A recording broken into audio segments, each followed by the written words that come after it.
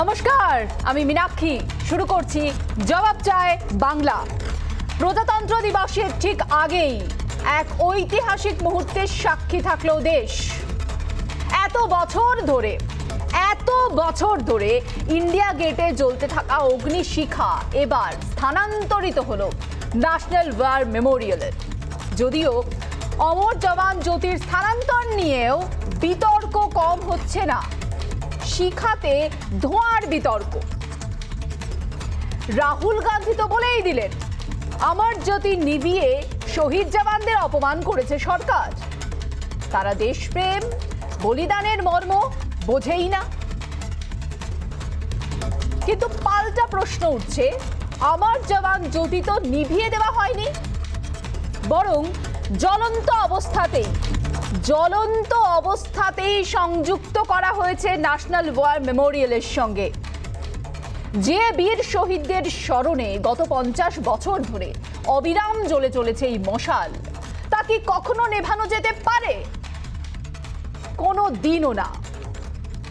দু জায়গায় দুটি অমর জ্যোতি না রেখে সামগ্রিকভাবে এক জায়গায় সব শহীদদের শ্রদ্ধা জানানো যদি হয়, তাহলে সমস্যাটা কোথায়? সমস্যা কি রাজনীতি?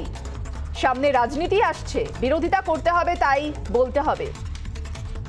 1971-এর পরের যুদ্ধগুলির শহীদদের নাম ছিল না ইন্ডিয়া গেটে, কিন্তু ন্যাশনাল ওয়ার মেমোরিয়ালে সব শহীদদের নাম খোদাই করা আছে।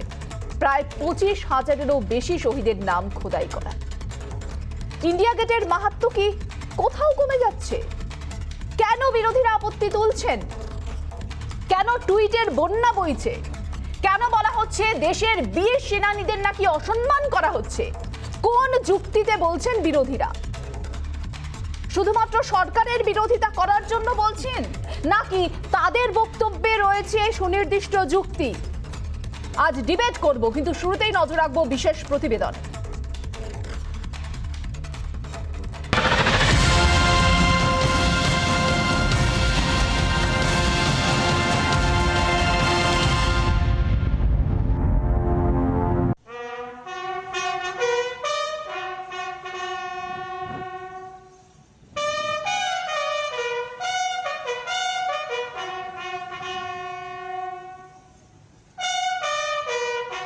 পঞ্চাশ বছর পর ইতিহাস রচিত হলো। অমর জওয়ান জ্যোতির অগ্নিশিখা স্থানান্তর হলো ন্যাশনাল ওয়ার মেমোরিয়ালে। 1971 সালে বাংলাদেশের মুক্তিযুদ্ধে শহীদ হওয়া জওয়ানদের প্রতি শ্রদ্ধা জানাতে তৈরি করা হয়েছিল অমর জওয়ান জ্যোতি। দীর্ঘ 50 বছর ধরে ইন্ডিয়া গেটে জ্বলছে অমর জওয়ান জ্যোতির আগুন। আজ সেই আগুন মিশল ওয়ার মেমোরিয়ালের বীর সেনানীদের সঙ্গে।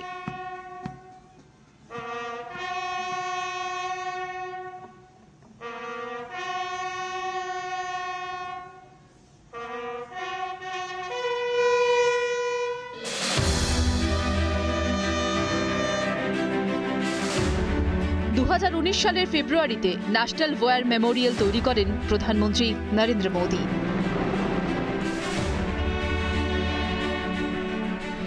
जिए भी तो देश के लिए, मरे तो भी देश के लिए, जिए तो भी तिरंगे के लिए, मरे तो भी तिरंगा ओढ़ करके, ऐसे हर किसी को मैं आज नमन करता हूं, प्रणाम करता हूं। এর আগে দেশের জন্য মৃত্যুবরণ করেছেন এমন সৈনিকদের জন্য কোনো ওয়ার মেমোরিয়াল ছিল না। তার জন্যই এতদিন ধরে অমর জওয়ান জ্যোতির আগুন জ্বালিয়ে রাখা হতো। কিন্তু এখন ওয়ার মেমোরিয়াল তৈরি করা হয়েছে, ফলে এখন থেকে সেখানে একই সঙ্গে জ্বলবে ওয়ার মেমোরিয়াল ও অমর জওয়ান জ্যোতির অগ্নিশিখা। সেই মতো ইন্ডিয়া গেট থেকে 400 মিটার দূরে তৈরি হওয়া ন্যাশনাল ওয়ার মেমোরিয়ালের সঙ্গে মিশল অমর জওয়ান জ্যোতির আগুন। কিন্তু রয়ে গেল কিছু বিতর্কের ধোঁয়া। দেশের ইতিহাসের সঙ্গে ছেলেখেলা হচ্ছে বলে তোপ দাগে বিরোধীরা। ঐতিহ্য আমরা বহন করে চলেছি, সেগুলোকে ধ্বংস করে দিয়ে বিজেপি পার্টি তার নতুন ঐতিহ্য অর্থাৎ আরএসএস বিজেপি পার্টির নিজস্ব ঘরানা, নিজস্ব সংস্কৃতি তারা ভারতবর্ষের মানুষের মধ্যে প্রথিত করতে চায়। ভারতবর্ষের যারা প্রাণ দিয়েছেন ভারতবর্ষের জন্য, ভারতবর্ষের আর্মিরা যারা এখনো প্রাণ দিয়ে যাচ্ছেন ভারতবর্ষের সম্মান রক্ষার জন্য, সীমা রক্ষার জন্য, তাদের প্রতি অবমাননা করা। ঐতিহাসিক মুহূর্ত বলল বিজেপি। ভারতের স্বাধীনতা আন্দোলনের সময় যারা বিভিন্ন সময় পিছন থেকে ছুরি মেরেছে, যারা 42-এর ভারত ছাড়ো আন্দোলনের বিরোধিতা করেছে, যারা 47-এর দেশভাগকে সমর্থন করেছে, তারা অমর জ্যোতি জওয়ানকে কেন্দ্র করে আজকে একটি নতুন বিতর্ক তৈরি করার চেষ্টা করছিলেন। অগ্নিশিখার স্থানান্তর নিয়ে বিতর্ক উঠলেও বলাই বাহুল্য এক ঐতিহাসিক মুহূর্তের সাক্ষী থাকল দেশ।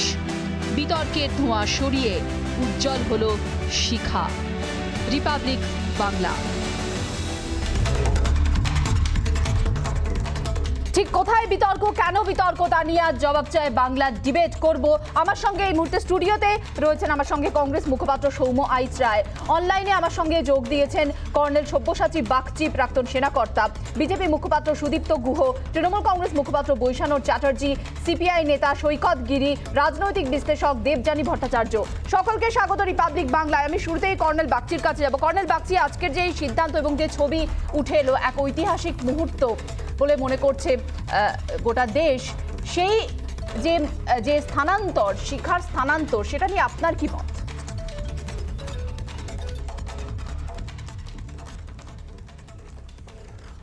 দেখুন, আমরা প্রত্যেক বছর খেলার জগতে অলিম্পিক খেলা দেখি। গ্রিসের সেই মশালটা, আর মশাল নিয়ে দৌড় হয় এবং বিভিন্ন কান্ট্রির মশাল সেই মশালের থেকে জ্বালানো হয়, আর তাতে করে কি হয়, এক্সপ্যানশন হয়, কন্ট্রাকশন হয় না, বিস্তার হয়, কেটে ছোট করা হয় না। অমর জওয়ান যে জ্যোতিটা ছিল ইন্ডিয়া গেটে, সেটাতে যতজন সোলজারকে শ্রদ্ধা জানানো হতো, যতজন শহীদকে শ্রদ্ধা জানানো হতো, আজ এখানে ন্যাশনাল ওয়ার মেমোরিয়ালে 26,466 জন সোলজারকে আর শ্রদ্ধা জানানো হবে ওই মশাল জ্বালিয়ে। আর সেটা 1947 অর্থাৎ 1947 সাল থেকে আজ পর্যন্ত দেশ রক্ষার খাতিরে, দেশের অখণ্ডতার খাতিরে, দেশের সার্বভৌমত্বের খাতিরে, সে কাশ্মীরে হোক, সে পাঞ্জাবে হোক, সে অন্য যে কোনো জায়গাতেই হোক, সে বাংলাদেশই হোক, সমস্ত সোলজারদের আর শ্রদ্ধা জানাতে এই জায়গাটা করা হয়েছে ন্যাশনাল ওয়ার মেমোরিয়ালে। অর্থাৎ এটাকে একটা এক্সপ্যান্ড করা হয়েছে, অর্থাৎ ছোট জায়গার মধ্যে রাখা হয়নি, আরও বিস্তারিত জায়গার মধ্যে নেওয়া হয়েছে। ন্যাশনাল ওয়ার মেমোরিয়ালে আগে তৈরি হয়নি, এখন তৈরি হয়েছে। সেইখানে নিয়ে যাওয়াটা তাই যুক্তিযুক্তই শুধু নয়, ভারতবর্ষের মানসিকতার, স্বাধীন ভারতবর্ষের প্রত্যেকটি মানুষের মানসিকতাকে শ্রদ্ধা জ্ঞাপন করা হয়েছে। আর এর মধ্যে রাজনীতি করাটা ঠিক নয়।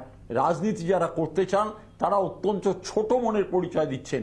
তাদেরকে আমি বিবেকানন্দের একটা কথা মনে করিয়ে দিই, expansion is life, contraction is death. তারা যেন বিবেকানন্দের এই কথাটা মনে রাখেন রাজনীতি করার সময়।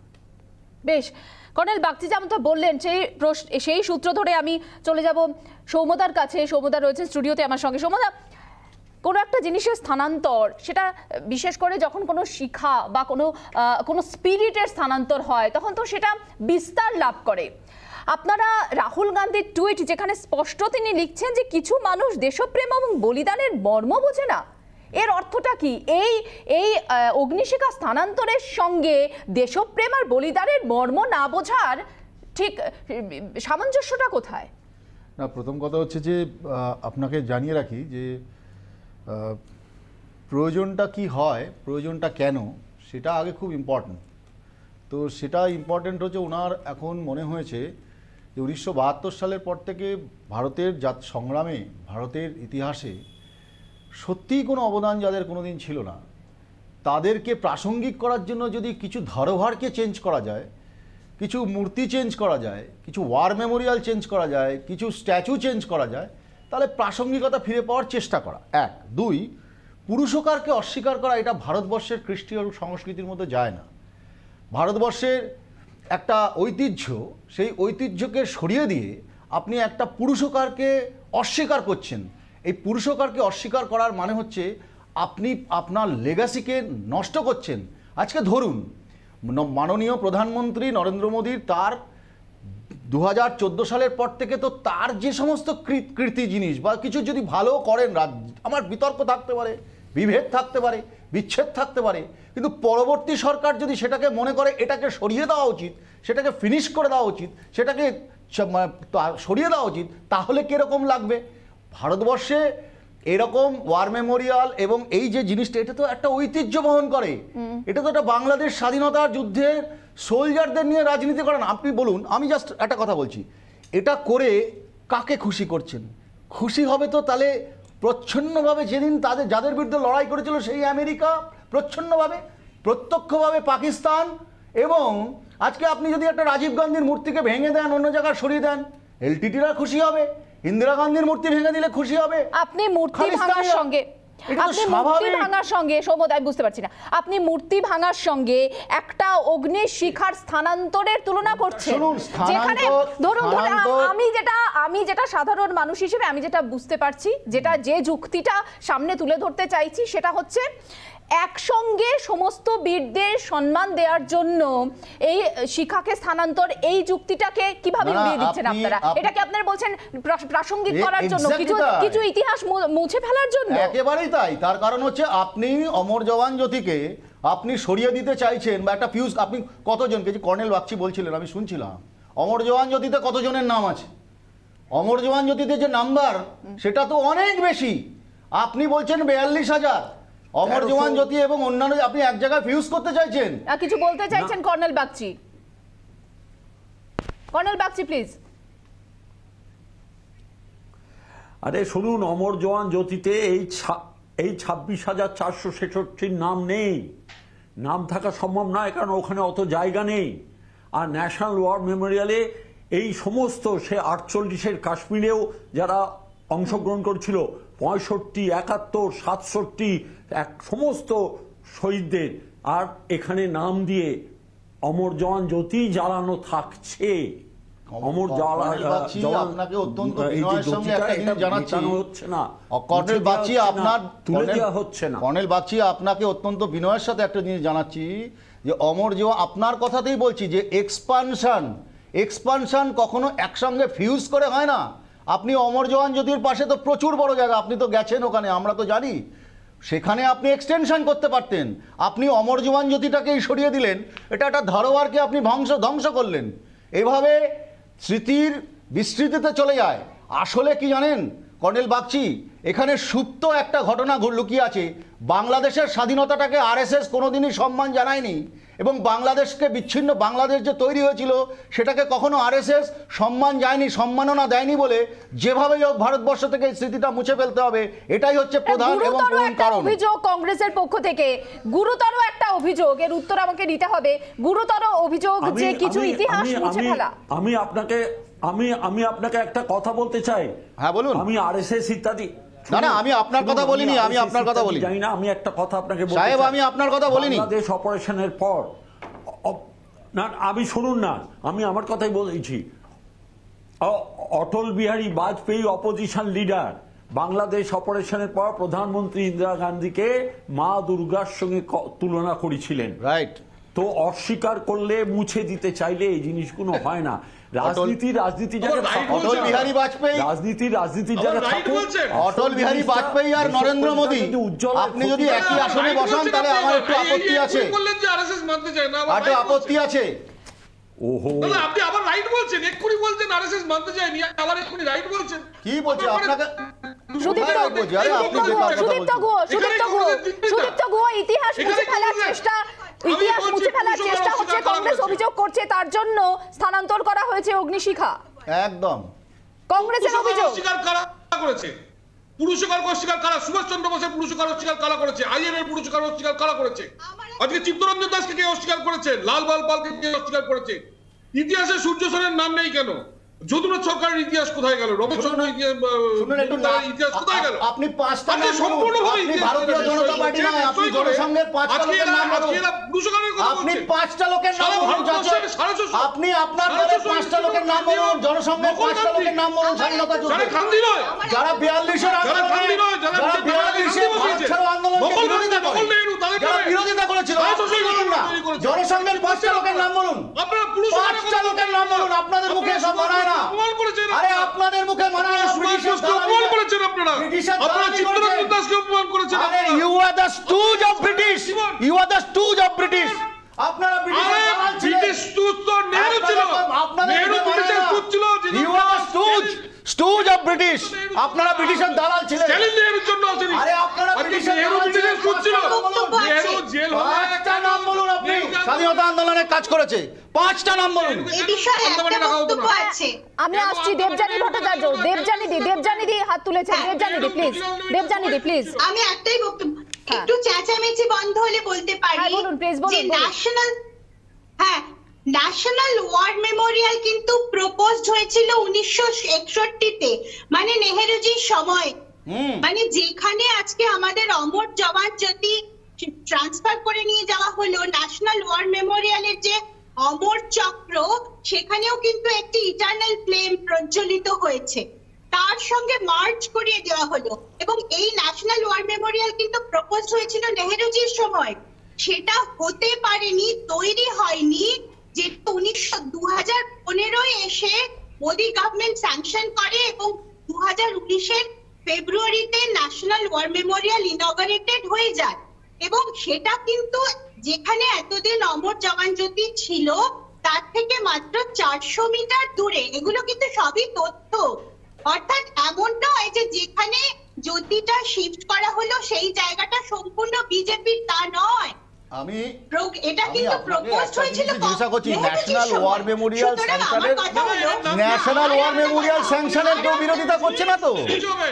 আমার কথা হচ্ছে অমর জওয়ান জ্যোতিটাকে, অমর জওয়ান জ্যোতিটা শিফট করার পেছনে আরো একটা কথা আছে, সেটা হলো অমর জওয়ান জ্যোতিতে কিন্তু আরো একটা কথা আছে। অমর জওয়ান জ্যোতি কিন্তু শুরুই হয়েছিল ইন্দিরা গান্ধী 1972 26শে জানুয়ারি ওটা উদ্বোধন করলেন। বাংলাদেশ ওয়ারে যারা বীরগতি প্রাপ্ত হয়েছিলেন সেই সমস্ত সৈন্যদের, সোলজারদের কমেমোরেট করতে, কিন্তু ওখানে এত জায়গা ছিল না। তারপর এমনকি বাংলাদেশ ওয়ারেও যারা মৃত তারা কিন্তু তাদের নাম কিন্তু অমর জওয়ান জ্যোতি যেখানে এতদিন ছিল সেইখানে তাদের নাম কিন্তু উল্লেখিত ছিল না। কিন্তু এখন ন্যাশনাল ওয়ার মেমোরিয়ালে কিন্তু প্রত্যেকের নাম আছে।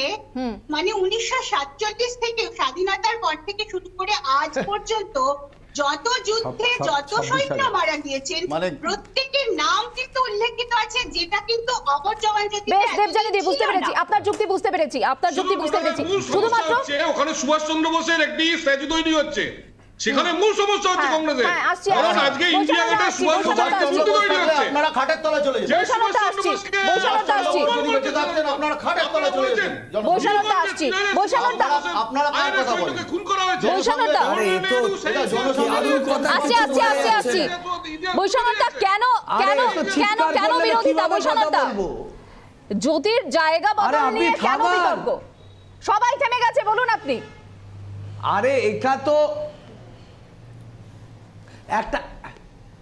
একটা কথা বলি যে নেতাজি সুভাষচন্দ্র বোসের ট্যাবলোকে প্রজাতন্ত্র দিবসের কুচকাওয়াজ থেকে মোদী সরকার যে সরানোর চেষ্টা করেছিলেন তার জন্য দেশ জুড়ে প্রতিবাদ উঠেছিল, তাকে ঢাকা দেওয়ার। সুদীপ্ত বাবু শুনেনি, বৈশালর বাবুর বক্তব্য শুনেনি, আমি আসবো আপনার কাছে। বিভাজনকারী শক্তি তারা দেশের, ভারতবর্ষের মানুষের বিভাজনকারী শক্তি দেশের মানুষকে নানান ধরনের ভুল তথ্য পরিবেশন করছে। আমি বলছি যে বিদেশ মন্ত্রক এবং স্বরাষ্ট্র মন্ত্রক নেতাজি সম্পর্কিত ফাইলগুলো কেন প্রকাশ্যে আসছে না? এখানে তো মমতা ব্যানার্জির সরকার নেতাজি সম্পর্কিত ফাইল প্রকাশ্যে এনেছিল, আজকে কেন সেই ফাইলগুলো প্রকাশ্যে আনছে না মোদীর সরকার? নেতাজি সুভাষচন্দ্র বসুর ট্যাবলোকে কেন প্রজাতন্ত্র দিবস থেকে সরিয়ে দেওয়া হলো? এর উত্তর বিজেপির কেন্দ্রীয় সরকারকে দিতে হবে। এই যে বিভাজনকারী শক্তি বিশ্বের বাপুর মানুষের কাছে ভারতের সুনামকে নষ্ট করছে। আপনাদের আজকে এখানে নেতাজি সুভাষচন্দ্র বসুর মূর্তি স্থাপিত হলে বাঙালি হিসাবে, ভারতবাসী হিসাবে আমরা সবাই খুশি, কিন্তু তাদের যে এই যে ট্যাবলো ঢাকা দেওয়া, ট্যাবলো ঘটনাটাকে ঢাকা দেওয়ার জন্য এখন এসে উনি মমতা বন্দ্যোপাধ্যায়ের এই প্রতিবাদ সোচ্চার, সারা দেশের মানুষ দেখেছে মমতা বন্দ্যোপাধ্যায় নেতাজির ট্যাবলো সরে যাওয়ার প্রতিবাদে সোচ্চার কণ্ঠে প্রতিবাদ করেছেন। তারপরে এখন বলছে বিদেশ মন্ত্রক আনলো না, নেতাজি সম্পর্কিত ফাইলকে আনলো না, স্বরাষ্ট্রমন্ত্রক নেতাজি সম্পর্কিত ফাইলকে প্রকাশ্যে আনলো না, যেখানে এখানে মমতা ব্যানার্জির সরকার যেখানে নেতাজি সম্পর্কিত ফাইলকে সামনে প্রকাশ্যে এনেছে। আপনার বক্তব্য বুঝেছি, আপনার বক্তব্যের প্রশ্ন ছিল সুদীপ্ত বাবুর কাছে যাবো, উত্তরে 30 সেকেন্ড সময় দেব। সুদীপ্ত বাবু, হ্যাঁ শুনুন, নরসিংহ রাও, অটলজি এবং তারপর মনমোহনজি সরকারে ওনাদের নেত্রী মন্ত্রী ছিলেন, একবারও বলেছেন যে একটা ফাইল বের করার কথা, তখন কোনো ফাইলের, কারণ তখন পশ্চিমবঙ্গে পাওয়া দরকার ছিল, তো উনি কংগ্রেসকে খেপাতে যাননি। উনি কেন মনমোহন সিংজিকে বলেননি যে আপনি ফাইল বের করুন? উনি কেন নরসিংহ রাওকে বলেননি যে ফাইল বের করুন? এমনকি উনি অটলজির মন্ত্রিসভায় ছিলেন, অবশ্য ওখানে তো 15 মাসে 15 বার রেজিগনেশন দিয়েছিলেন, বা সেই সময় মনেই ছিল না, সেই সময় কেন বলেননি যে এই ফাইল বের করুন? আপনারা ফাইল বার করলেন না কেন? কেন্দ্র সরকার, যখন কেন্দ্র সরকার সেই ফাইল বের করেছে, যখন আজকে কেন্দ্র সরকার রিকগনিশন দিয়েছে আইএনএর, বিজেপি কেন ফাইল বার করছে না তার উত্তর দিন। 2018 সালে যখন পতাকা তুলেছে এবং যখন আন্দামানের স্বীকৃতি দিয়েছে, তখন আজকে আপনাদের মনে পড়েছে আমি সৈকতের কাছে যাবো আজকের বিষয় নিয়ে, আমি সৈকতের কাছে যাবো, আসবো, অবশ্যই আসবো, আমি সৈকতের কাছে যাবো আজকের বিষয় নিয়ে। সৈকত অপেক্ষা করছেন, সৈকত অপেক্ষা করছেন। সৈকত, যেভাবে আজকে এই অগ্নিশিখা স্থানান্তরের বিষয়ে কিছু ফেক তথ্য, কিছু বিভ্রান্তিমূলক তথ্য তুলে ধরা হয়েছে, এ বিষয়ে আমি সৌম্যদার কাছে প্রশ্ন রাখবো, এই টুইট তুলে ধরে প্রশ্ন রাখবো, কিন্তু আমার বক্তব্য এই মুহূর্তে এই অমরজ্যোতি জওয়ানের অগ্নিশিখা স্থানান্তর নিয়ে ইতিহাসকে মুছে দেওয়ার চেষ্টা হচ্ছে এবং বেশ কিছু উদ্দেশ্য নিয়ে এই কাজ করা হয়েছে, যেখানে বীর সেনানীদের অসম্মান করা হচ্ছে। এই প্রশ্নগুলো বিরোধীরা তুলেছেন, আপনারা তুলেছেন, আপনার কি যুক্তি? দেখো মীনাক্ষী, এটা খুব পরিষ্কারভাবে বলি তোমায়, সেটা হচ্ছে এই হঠাৎ করে আজকের এই সময়ের পরিপ্রেক্ষিতে দাঁড়িয়ে এই অমরজ্যোতি জওয়ানকে ট্রান্সফার করা বা এই শিক্ষা ট্রান্সফার করার যে সিদ্ধান্ত, দেখো ন্যাচারালি ইতিহাস সাক্ষী এ রাজ্যের, এই দেশের মাটিতে যতবার বাংলার ইতিহাস, স্বাধীনতা আন্দোলন, আরএসএস এবং বিজেপি, মানে আরএসএস বিজেপি যাদের কথা অনুযায়ী ওঠে বসে, সেই আরএসএস তারা দীর্ঘদিন ধরেই ভারতবর্ষের স্বাধীনতা আন্দোলনে ব্রিটিশদের পক্ষ অবলম্বন করেছে। স্বাভাবিকভাবে এইরকম একটা উত্তরপ্রদেশের রাজনৈতিক নির্বাচন, বাংলার একটা ভাবাবেগ জড়িত, সেরকম একটা জায়গায় দাঁড়িয়ে বাংলাদেশের মুক্তিযুদ্ধ, এরকম একটা ঘটনা না ঘটাটাই উচিত ছিল। একটা দেশের সরকার, তার এটা প্রায়োরিটি নয়, যখন গোটা দেশ কোভিডে প্রচণ্ড পরিমাণে সংক্রমণ বাড়ছে, গোটা দেশের সরকার গোটা দেশ জুড়ে যে স্বাস্থ্যকর্মী তাদের টিকার পর্যাপ্ত ব্যবস্থা করতে পারছে না, যখন গোটা দেশ জুড়ে বারে বারে বামপন্থীরা কংগ্রেসের পক্ষ থেকে বারে বারে যখন দাবি জানানো হয়েছে যে 23শে জানুয়ারিটা গোটা দেশব্যাপী দেশপ্রেম দিবস হিসেবে ঘোষণা করে সরকার দায়িত্ব নিয়ে পালন করুক, সেটা হয়নি। আর আজকের দিনে দাঁড়িয়ে বিজেপি যেভাবে নিজেদেরকে বিভিন্ন ইতিহাসের যে সাক্ষীগুলোকে টুকরো টুকরো করে মুছে দেওয়ার চেষ্টা করার মধ্য দিয়ে আসলে আগামী প্রজন্মের কাছে পুরনো যে ইতিহাস, বাংলার স্বাধীনতা আন্দোলন বা বাংলার পুরনো দিনের যে বাংলাদেশের মুক্তিযুদ্ধের ইতিহাস, তাকে একটু দূরে সরিয়ে দিতে, মুছে দেওয়ার একটা ভাবনা চিন্তা। এবং এখানে দাঁড়িয়ে আমি আরেকটা কথাও তোমাকে সমানভাবে বলবো, বৈশ্যাদা এখানে বলছে নিশ্চিতভাবেই বিজেপির এই রাজনীতির বিরোধিতা আমরা সকলে করছি, কিন্তু এ রাজ্যের মাটিতে দাঁড়িয়েও আমাদের এই ঘটনা স্মরণে রয়েছে। 23শে জানুয়ারি নেতাজিকে শ্রদ্ধা জানাবার ক্ষেত্রে নেতাজি সুভাষচন্দ্র বোসের স্মৃতিবিজড়িত ফরওয়ার্ড ব্লক, সেই নেতাজির প্রতি শ্রদ্ধা জানানোর অনুমতি এই রাজ্য সরকারের কাছ থেকে পায়নি একটা সময়, 2011-এর পর, সম্ভবত 2013 বা 14 সালে। এই রাজ্যের মাটিতে দাঁড়িয়ে আমরা বামপন্থীরা এমন ঘটনার সাক্ষী হতে হয়েছে যে ফরওয়ার্ড ব্লক সহ বামফ্রন্টের নেতৃত্বরা মাল্যদান করবার ক্ষেত্রে রাজ্য সরকারের আগে অপেক্ষা করতে হয়েছে। এই দেশের, এই রাজ্যের মাটিতে দাঁড়িয়ে তৃণমূল কংগ্রেস বা বিজেপি দুই দলের তুমি কাট আউট দেখতে পাবে, মোদির ছবি বড়, নেতাজির ছবি ছোট হয়েছে, মমতার ছবি বড়, নেতাজির ছবি ছোট হয়েছে। এবং এই একের পর এক ঘটনা উদাহরণ রয়েছে। তুমি যদি দেখো গোটা দেশ এবং রাজ্য জুড়ে বিজেপি এবং তৃণমূলের মধ্যে এই প্রবণতা রয়েছে যে স্বাধীনতা আন্দোলনে বীর সেনানীদেরকে হেয় করা, ছোট করা, রাজনৈতিক নেতাদেরকে বড় বড় কাট আউটে বড় করে তুলে ধরা। আসলে আড়ালে যেটা হচ্ছে বর্তমান রাজনৈতিক যে মতাদর্শের যে রাজনীতি সেটাকে ছোট করে দেওয়া, ছোট ছোট ইস্যুগুলোকে মানুষের যন্ত্রণার ইস্যুগুলোকে ভুলিয়ে দিয়ে এমন কিছু বিতর্ক তৈরি করে দাও যাতে মানুষ সেই বিতর্কের মধ্যে ব্যস্ত থাকে। আমি আসবো সৈকতের কাছে। আমি সৌমদার কাছে একটা প্রশ্ন নেব, আমি সৌমদার কাছে একটা প্রশ্ন নিয়ে যাবো। সৌমদা, বিভিন্ন সময় আজকে সারাদিন ধরে নানান বিভ্রান্তি ছড়িয়েছে, বিভ্রান্তি ছড়ানোর পেছনে কি এই টুইটগুলো দায়ী নয়? আনন্দ শর্মা টুইট করছেন নাকি কি টুইট করছেন? আমার জওয়ান জ্যোতি নেভানো বেদনাদায়ক, ইতিহাস ও শহীদদের অপমান, আমার জওয়ান জ্যোতি কি নিভেছে? আরো আছে রাহুল গান্ধী টুইট দেখালাম আপনাকে। প্রিয়াঙ্কা চতুর্বেদী, তিনি যদিও শিবসেনার সাংসদ, আমার জ্যোতি কিছুক্ষণের জন্য নিভে যাবে, নতুন ভারতের জন্য আর কত স্মৃতিসৌধের পুনর্গঠন, দুঃখিত ক্ষুব্ধ।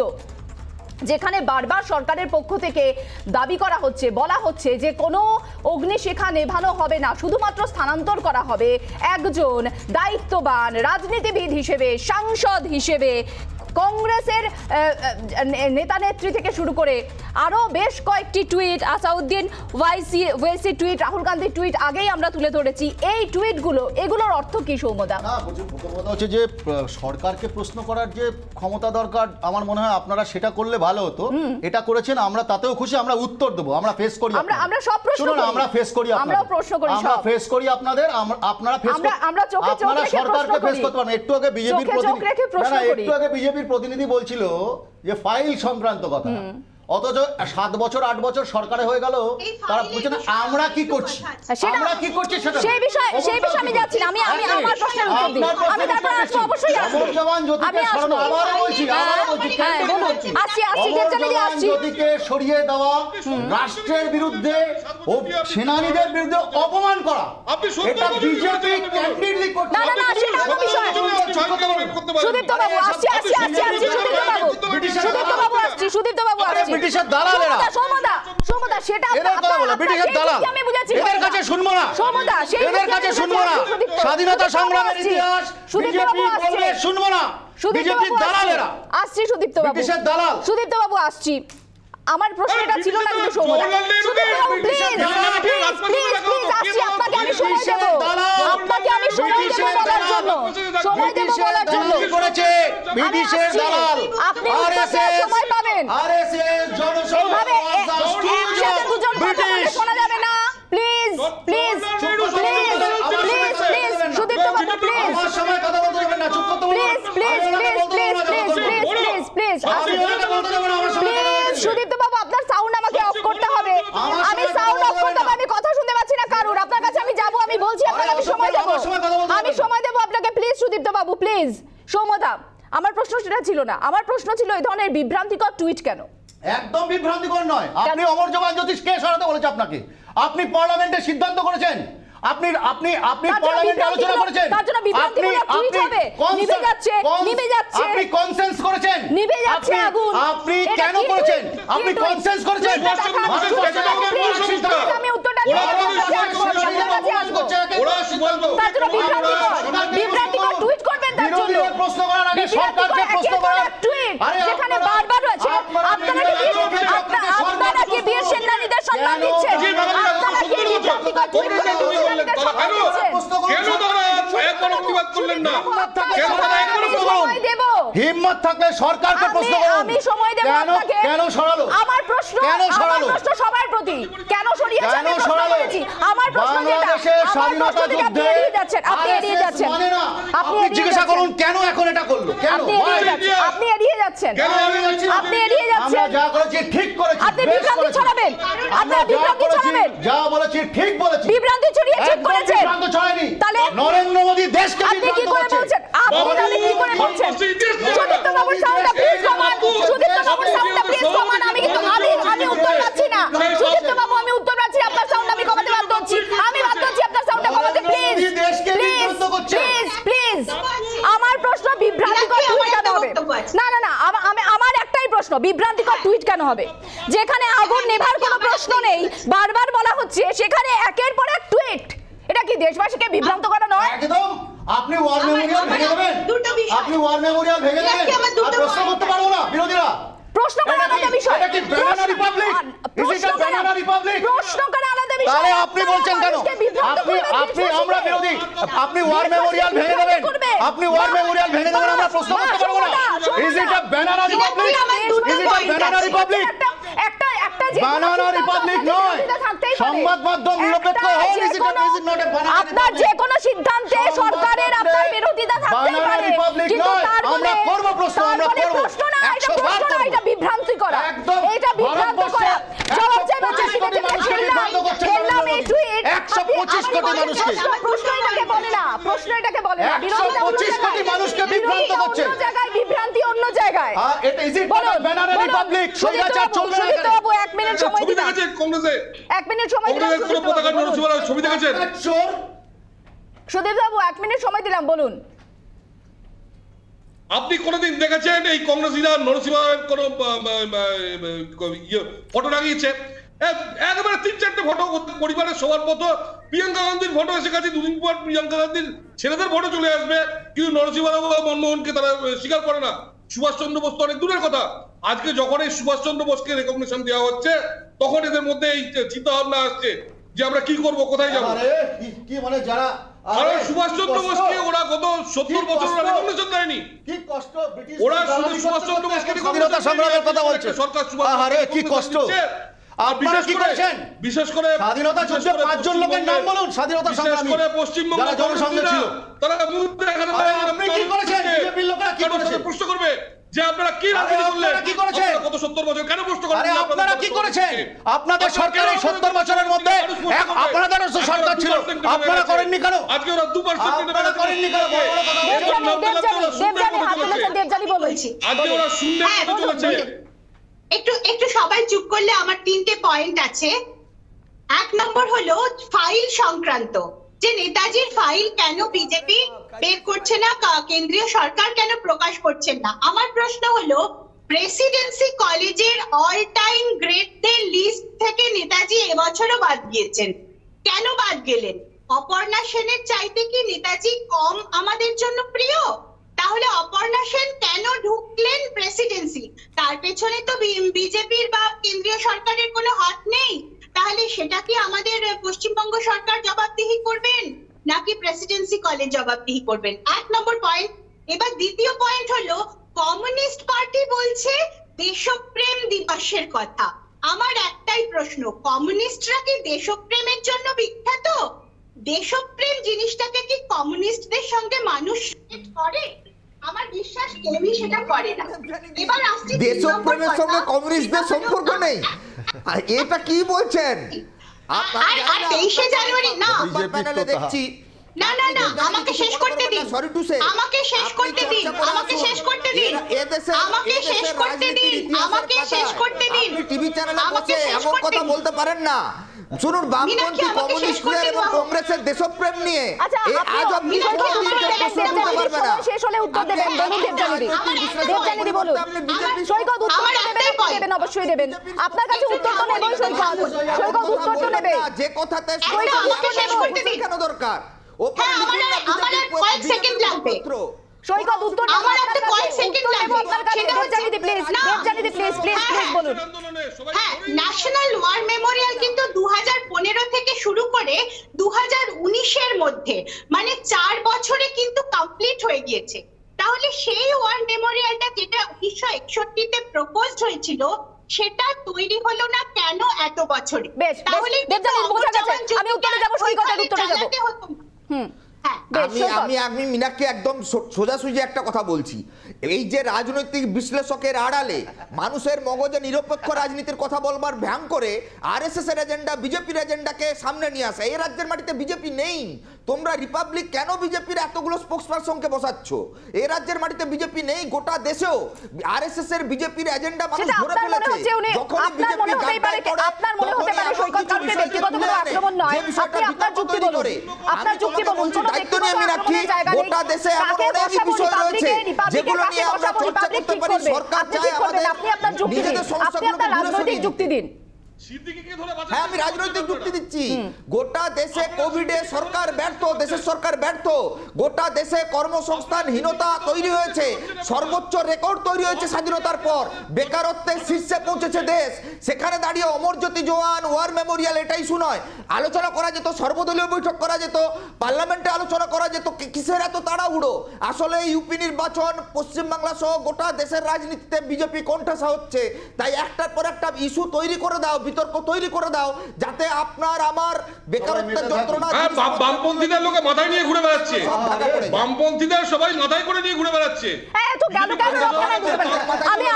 আমি কর্নেল বাগচির কাছে এবং কর্নেল বাগচি প্লিজ, আমি বুঝতে পেরেছি, সবার বক্তব্য আমি বুঝতে পেরেছি। কর্নেল বাগচির কাছে এবং কর্নেল বাগচি, যা আজকে যা সাক্ষী থাকলাম আমরা দেশবাসী, এত বিতর্ক কেন, এত গেল রব কেন বলুন তো?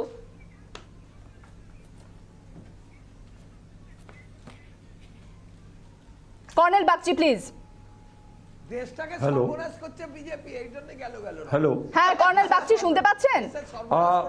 বৈশানটা আসবো, আপনি খুব সুন্দর কথা বলেন, জানি আসবো আপনার কাছে।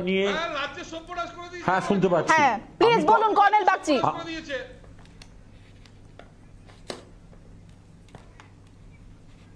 আচ্ছা, আমি যেটা বলতে চাই যে আজকে এই অমর জওয়ান জ্যোতির যে shifting, mixing with the national war memorial, এটাকে নিয়ে আর এই ধরনের রাজনৈতিক বাদ বিসম্বাদ, এটা শোভা পায় না আমাদের প্রত্যেকটি ভারতীয়ের মনে।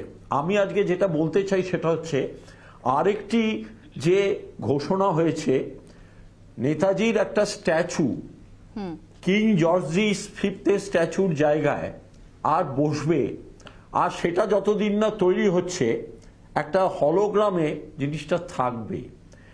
ভারতবর্ষের প্রথম প্রধানমন্ত্রী, অখণ্ড ভারতের প্রথম প্রধানমন্ত্রী, তার এই যে স্বীকৃতি, এটা আমার কাছে অত্যন্ত ভালো লাগছে। কারণ ইন্ডিয়া গেটে একটা সাস্টেনেবল এবং পার্মানেন্ট নেতাজির মূর্তি থাকাটা, এটা প্রধানমন্ত্রী যেরকম বলেছেন, দেশ নেতাজির কাছে কৃতজ্ঞ, দেশ নেতাজির কাছে ঋণী, দেশ নেতাজির আজাদ হিন্দ অ্যাকশনের কারণে ঋণী। আর তিনি আমাদের প্রথম প্রধানমন্ত্রী, কারণ মৈরাঙে ভারতের জাতীয় পতাকা প্রথম নেতাজি তুলেছিলেন। 22টা কান্ট্রি নেতাজি সেই গভর্নমেন্টকে স্বীকৃতি দিয়েছিল। আর সেই সময় একটা অখণ্ড ভারতের স্বাধীনতা, অর্থাৎ 47 সালের স্বাধীনতাটা খণ্ড স্বাধীনতা। নেতাজি যেহেতু পূর্ণ স্বাধীনতায় বিশ্বাস করতেন, পূর্ণ স্বরাজে বিশ্বাস করতেন, সেই অখণ্ড ভারতের স্বাধীন ভারতবর্ষের, অখণ্ড স্বাধীন ভারতবর্ষের প্রথম প্রধানমন্ত্রীকে এত বছর বাদে যে ওইখানে স্ট্যাচুটি করা হলো, তার জন্যে আমি একজন সোলজার হিসেবে, আমি একজন ভারতীয় সেনাবাহিনীর সোলজার হিসেবে এই সরকারকে, ভারতবর্ষের প্রত্যেকটি মানুষকে, বিরোধীদেরও আর কুর্নিশ জানাই যে অতদিন বাদে এত ভালো একটা কাজ করা হলো। আর একটা জিনিস বলে দিতে চাই, নেতাজি কোনোদিনই টু নেশন থিওরিতে বিশ্বাসী ছিলেন না, টিল লাস্ট ছিলেন না। নেতাজির মৃত্যু হয়নি, মুখার্জি কমিশনে সেটা প্রমাণ হয়েছে। নেতাজি তারপরেও বেঁচে ছিলেন, তখনও তিনি কোনোদিন এই দ্বিজাতি তত্ত্বের ভিত্তিতে ভারত ভাগ মেনে নেননি। আজকে দ্বিজাতি তত্ত্বের ভিত্তিতে ভারত ভাগ করে আমরা নিজেদের মানসিকতাকে পাল্টে দিতে চেষ্টা করছি। Let us for God sake get back to the one India মানসিকতা। ধন্যবাদ। বেশ, আমি অনুষ্ঠানের সময় শেষের দিকে চলে এসেছি। দেবযানীদির কাছে যাব, কিন্তু তার আগে আমি সুদীপ্তদা হাত তুলেছেন, সুদীপ্তদার কাছে যাব এবং সময় আমার প্রায় শেষের দিকে। খুব সংক্ষিপ্ত বক্তব্য সুদীপ্তদা। আমি ওই দেবযানীদি একটু আগে বললেন না যে প্রেসিডেন্সি কলেজে সুভাষচন্দ্র বোসের জায়গায় অপর্ণাথ সেনের নাম দেওয়া হয়েছে। আসবো বৈশানর বাবু, আসবো, অবশ্যই আসবো। 175 বছর পূর্তির যে প্রেসিডেন্সি কলেজের যে পোস্টার ছিল, সেখানে ওখানে নাম ছিল প্রেসিডেন্সিতে ওদের যে পত্রিকা নস্টালজিয়া। এই 200 বছরে আমার ধারণা ওরা নাম দিয়েছে প্যারাডাইস লস, কারণ প্রেসিডেন্সি কলেজে সর্বনাশ হয়ে গেছে, রাজনীতিকরণ করে প্রেসিডেন্সি সম্পূর্ণ সর্বনাশ হয়ে গেছে। এবং এটা যে জন্য প্রেসিডেন্সি থেকে ড্রপ আউট একজন, তার ছবি তারা মাঝখানে রেখে সুভাষচন্দ্র বোসকে তারা বাইরে রেখে দেয়, এটুকুই বলতে পারি। বৈশানর বাবু আপনার কাছে যাব। বৈশানর বাবু, গেল রব আপনার মনে হচ্ছে না কেন? আপনি বলছেন গেল গেল রব নয়, এটাই স্বাভাবিক প্রতিক্রিয়া হওয়া দরকার। না আসলে আসলে আপনার কথাটা তো আমি সবটা মানতে পারি না। 2019 সালে লোকসভা ভোটের আগে মনে আছে নরেন্দ্র মোদী ন্যাশনাল ওয়ার মেমোরিয়ালে উদ্বোধন করেছিলেন এবং পুলওয়ামার সন্ত্রাসের আওয়ায় দেশপ্রেমের জিগির তুলে লোকসভা ভোটে জিতেছিলেন। ঘটনাচক্রে এখন উনি করছেন উত্তরপ্রদেশ নির্বাচনের আগে। ওনার এই ফেক, ওনার এই যে মানুষের সঙ্গে কপটতা, এই যে ছলচাতুরি, এটা ভারতবর্ষের মানুষ বুঝে গেছে। উনি দেশপ্রেমটাকে জাগানোর চেষ্টা করেন ওনার নির্বাচনে ভোট করার জন্য, কিন্তু আরএসএস এর কোনো ভূমিকা ছিল না দেশের স্বাধীনতা আন্দোলনে। দেশের জন্য বিজেপির জনসংঘ কন্ট্রিবিউশন নয়, ফ্রিডম ফাইটে কন্ট্রিবিউশন ছিল না। উনি কেবলমাত্র নিজেকে, নিজের দলকে, উনি এনাকে দেশপ্রেমটাকে ব্যবহার করছেন ওনার রাজনৈতিক স্বার্থে। ওনার কোনো দলের কোনো কন্ট্রিবিউশন নেই। উনি এই উত্তরপ্রদেশের নির্বাচনের আগে পলিটিক্যাল মোটিভেশন দিয়ে এই ধরনের কাজ করছেন। নেতাজি সুভাষচন্দ্র বসু ট্যাবলোকে কেন বাদ দিয়েছিলেন? উত্তর দিন। কেন ফাইলকে বৈষ্ণব বাবু আমার একটা প্রশ্ন। বৈষ্ণব বাবু না দেবযানী দে আসছে। আমি বৈষ্ণব বাবুর কাছে একটা প্রশ্ন আছে, আমার বৈষ্ণব বাবুর কাছে একটা প্রশ্ন আছে। আপনি যে উনি করে যার কথা বলছেন তিনি আমাদের দেশের প্রধানমন্ত্রী। দেশের প্রধানমন্ত্রীর কনভয় যখন আটকায় এবং তার নিরাপত্তা নিয়ে যখন প্রশ্ন ওঠে, তখন রাজনীতি সরিয়ে কেন এক গলার এক সুরে বলতে পারেন না যে দেশের প্রধানমন্ত্রীর নিরাপত্তা কেন বিঘ্নিত হবে? তখন রাজনীতি আসে না?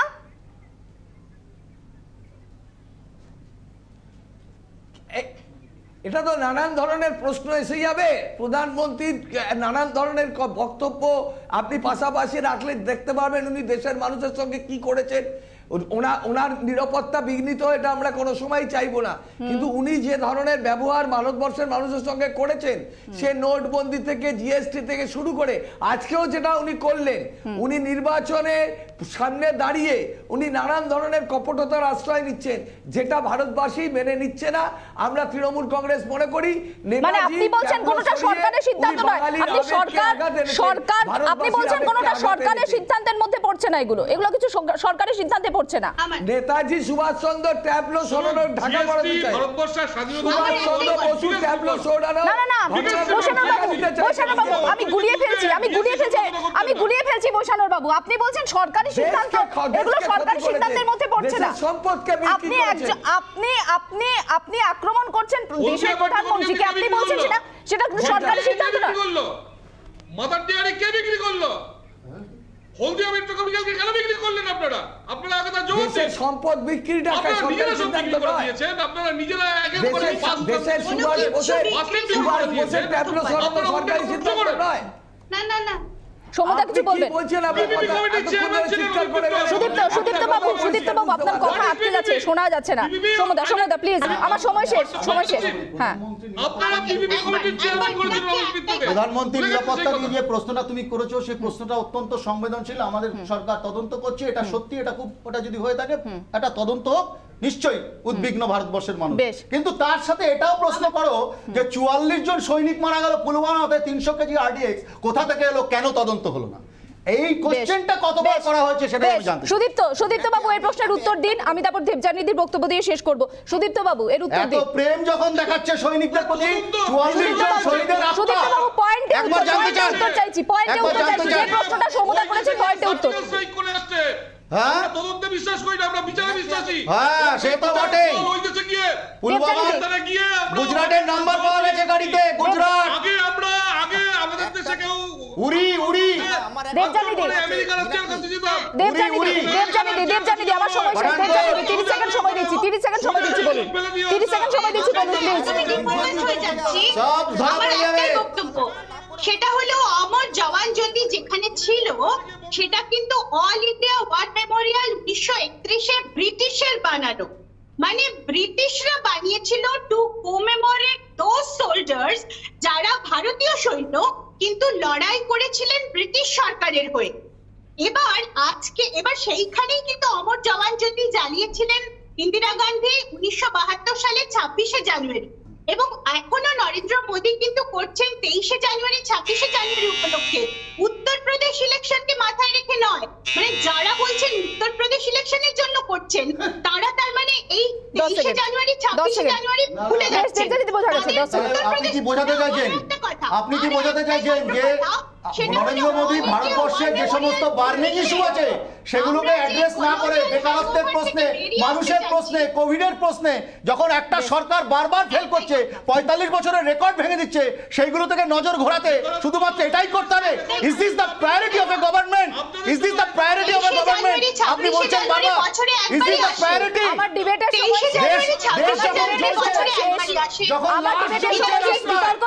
বিতর্ক চলবে, তবে আজ যে দৃশ্যের সাক্ষী হলাম আমরা, সেই দৃশ্য কিন্তু ইতিহাসের পাতায় লিপিবদ্ধ হলো। অসংখ্য ধন্যবাদ সকলকে জবাব চাই বাংলা ডিবেটে যোগ দেওয়ার জন্য। অনলাইনে যারা ছিলেন এবং স্টুডিওতে ছিলেন আমার সঙ্গে সৌমদা। একটা ছোট বিরতি নেব, বিরতির পর ফিরছি ব্রেকিং সেগমেন্ট নিয়ে, সঙ্গে থাকুন।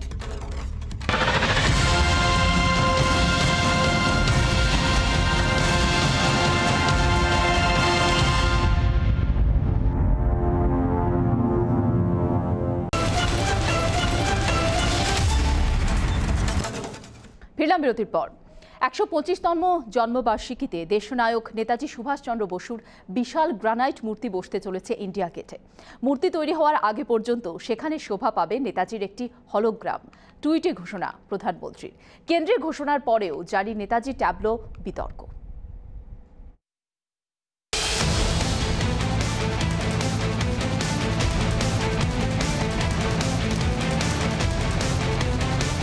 দিল্লির প্রজাতন্ত্র দিবসে বাংলার নেতাজি ট্যাবলো বাতিল নিয়ে তুঙ্গে বিতর্ক।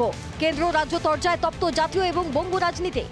কলকাতা হাইকোর্ট পর্যন্ত গড়িয়েছে ট্যাবলো বাতিল বিতর্ক। নেতাজি সুভাষচন্দ্র বসুর 125তম জন্মবার্ষিকীর প্রাক্কালে দেশনায়ককে নিয়ে বড়সড় ঘোষণা কেন্দ্রের। নেতাজি সুভাষচন্দ্র বসুকে যোগ্য সম্মান জানাতে ইন্ডিয়া গেটের সামনে তৈরি হবে দেশনায়কের বিশাল গ্রানাইটের মূর্তি। শুক্রবার টুইটে এই ঘোষণা করেছেন প্রধানমন্ত্রী নরেন্দ্র মোদী। তো আমরা স্বাগত জানাচ্ছি যে কেন্দ্রীয় সরকার নরেন্দ্র মোদীজির নেতৃত্বে এই স্ট্যাচু স্থাপিত করতে চলেছে ইন্ডিয়া গেটের সামনে। কিন্তু নেতাজি সুভাষচন্দ্র বোসকে যদি যথাযথ সম্মান জানাতে হয়, সব ধর্মকে ঐক্যবদ্ধ করে যে দৃষ্টান্ত রেখে গেছেন, সেই দৃষ্টান্তকে যদি আমরা আজকে ভারতবর্ষের মাটিতে কার্যকরী না করতে পারি, ভারতবর্ষ আবার বিভক্ত হয়ে যাবে। আজ অত্যন্ত আনন্দের দিন, কারণ ইন্ডিয়া গেটে নেতাজির যে মর্মর মূর্তি স্থাপিত হতে চলেছে, আগামী পরশুদিন হয়তো তার ভিত্তিপ্রস্তর স্থাপন করবেন দেশের প্রধানমন্ত্রী।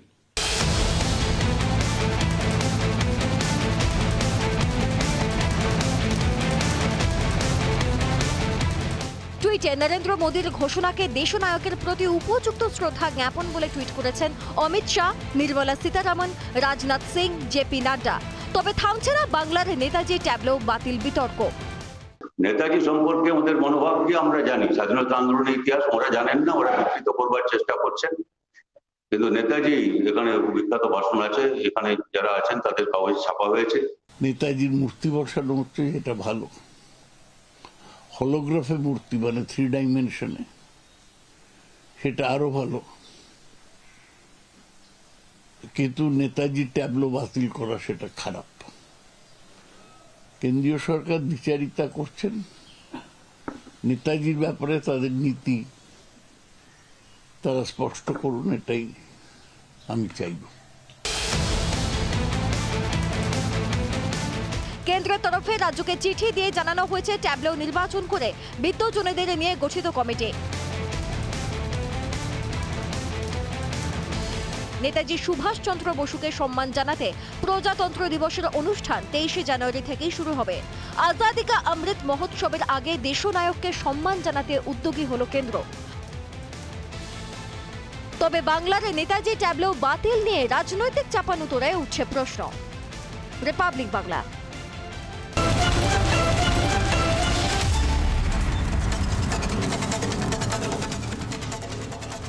স্কুল খোলার পরিকল্পনা শিক্ষা দপ্তরের। প্রাথমিকভাবে নবম শ্রেণী থেকে ক্লাস শুরুর ভাবনা ইতিমধ্যেই নবান্নকে প্রস্তাব দিয়েছে স্কুল শিক্ষা দপ্তর। বিস্তারিত জানাবেন ভাস্কর, রয়েছেন সরাসরি আমার সঙ্গে এই মুহূর্তে। ভাস্কর।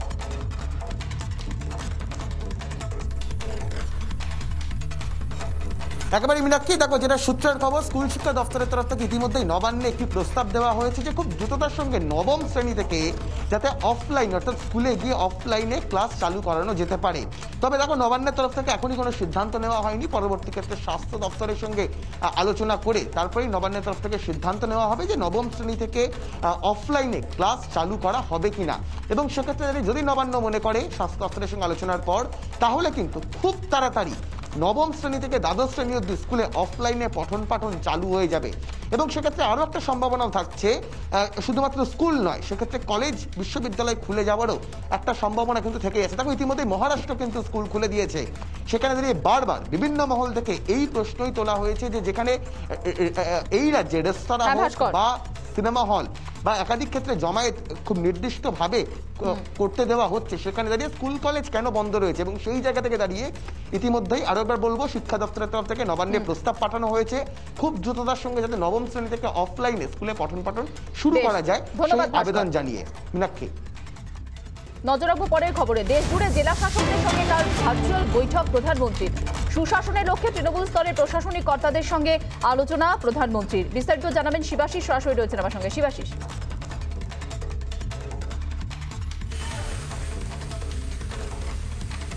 মীনাক্ষী, যেমনটা তুমি তুলে ধরলে যে আগামীকাল সকাল 11টায় কিন্তু দেশের বিভিন্ন রাজ্যের বিভিন্ন জেলা শাসকদের সঙ্গে ভার্চুয়াল বৈঠক করবেন প্রধানমন্ত্রী নরেন্দ্র মোদী। সেখানে যেমন জেলা শাসকদের উদ্দেশ্যে কিছু বক্তব্য পেশ করবেন প্রধানমন্ত্রী, তার পাশাপাশি জেলা শাসকরাও তারা তাদের বিভিন্ন সমস্যার কথা তুলে ধরতে পারবেন দেশের প্রধানমন্ত্রী নরেন্দ্র মোদীর কাছে।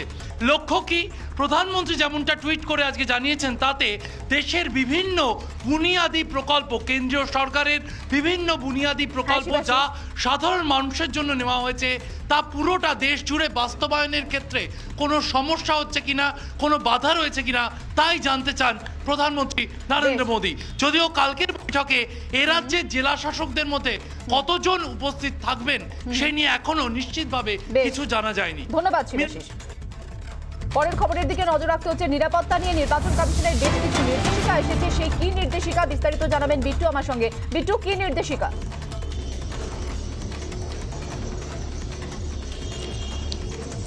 মিনাক্ষী, যেটা আজকে জানা যাচ্ছে যে 4 পুর নিগমের যে নির্বাচন রয়েছে সেই নির্বাচনের ক্ষেত্রে মূলত নির্বাচন কমিশন বেশ কয়েকটি নিরাপত্তা সংক্রান্ত বিবৃতি জারি করেছে, এবং যার মধ্যে দেখা যাচ্ছে যে বিভিন্ন নির্মীয়মান বাড়ি সহ বিভিন্ন লজ সহ বিভিন্ন জায়গায় যাতে সাধারণ মানুষ থেকে শুরু করে অন্যান্য যারা সন্দেহভাজন ব্যক্তিরা তারা যাতে ঘাঁটি না গাড়তে পারে তার জন্য বিশেষভাবে নজরদারি চালানো হবে। তার পাশাপাশি বিভিন্ন সীমান্ত এলাকায় গাড়িগুলো চেকিং করা হবে, চেক করা হবে বিভিন্ন যারা বাইরে থেকে আসছেন বা বাইরের জেলাগুলো থেকে আসছেন মানুষজন, তাদের পরিচয়পত্র। এর পাশাপাশি দেখা যাচ্ছে যে সমস্ত জায়গা থেকে আগ্নেয়াস্ত্র উদ্ধার হচ্ছে সেই সমস্ত জায়গাগুলোকে বিশেষ নজর দিতে হবে। তার পাশাপাশি কিউআরটি এবং আরটি টিম অর্থাৎ কুইক রেসপন্স টিম যাতে সর্বত্র কাজ করে সেই বিষয়টা লক্ষ্য রাখা হচ্ছে। সামগ্রিক দিক থেকে নির্বাচনে যাতে কোনো অপ্রীতিকর ঘটনা না ঘটে তার জন্য নির্বাচন কমিশন প্রথম থেকে তৎপর, এবং তারই পরিপ্রেক্ষিতে আসন্ন 4 পুর নিগমের যে নির্বাচন রয়েছে সেখানে এই নিরাপত্তা বিষয়টা আরো সুনিশ্চিত করতে যাচ্ছে রাজ্য নির্বাচন কমিশন। ধন্যবাদ বিট্টু। রাজ্যে কোভিড পরিস্থিতির দিকে নজর রাখবো। গত 24 ঘন্টায় কোভিড সংক্রমণ কমেছে। রাজ্যে করোনা আক্রান্ত 9154 জন, রাজ্যে 24 ঘন্টায় মৃত 35 জন, স্যাম্পল টেস্ট হয়েছে 72,738 জনের, পজিটিভিটি রেট 12.58%। 24 ঘন্টায় কলকাতায় আক্রান্ত 1375, মৃত 4 জন। 24 ঘন্টায় উত্তর চব্বিশ পরগনায় আক্রান্ত 1317, মৃত্যু হয়েছে 4 জনের। রাজ্যে কমল করোনা সংক্রমণ, 24 ঘন্টায় আক্রান্ত 9154।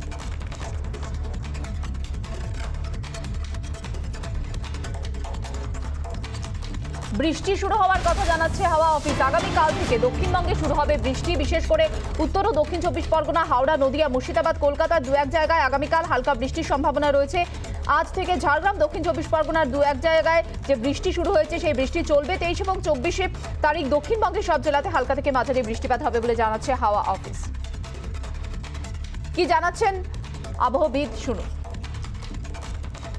আগামী 24 ঘন্টায় কয়েকটা জেলা যেমন পূর্ব মেদিনীপুর, উত্তর ও দক্ষিণ চব্বিশ পরগনা, হাওড়া, কলকাতা, সেই সাথে নদিয়া, মুর্শিদাবাদ, এই জেলাগুলোয় 2-1 জায়গায় খুব হালকা ধরনের বৃষ্টিপাতের সম্ভাবনা।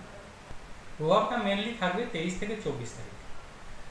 এই দুদিন দক্ষিণবঙ্গের সব জেলাতে হালকা থেকে মাঝারি ধরনের বৃষ্টিপাতের সম্ভাবনা থাকবে, সেই সাথে 2-1 জায়গায় বজ্রবিদ্যুতেরও সম্ভাবনা রয়েছে। ব্রেকিং সেগমেন্ট শেষ করছি, বিদায় নিচ্ছি জবাব চাই বাংলা থেকে। এরপর দেখুন 294 দেশের 1 নম্বর হিট নিউজ শো সৃজিতার সঙ্গে। নজর থাক রিপাবলিক বাংলায়। নমস্কার।